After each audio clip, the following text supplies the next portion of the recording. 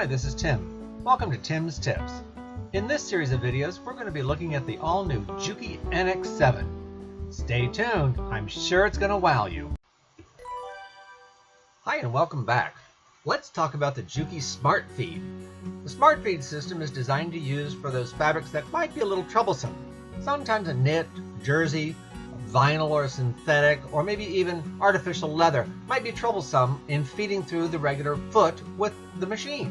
This may be on all machines, but with a Smart Feed system, this machine can handle almost anything you throw at it.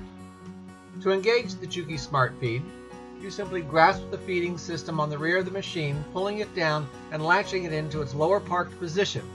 At this point, the feed dogs of the upper feeding system should be in the rear of the presser foot, almost kind of disappearing if you're looking at it from the front. You can adjust the Smart Feed system by using the symbol on the touch screen. Plus or minus will increase or decrease the movement of the upper feed dog in relationship to the lower feed dogs. This is very important that you can adjust this feeding system when you're sewing on some troublesome fabrics.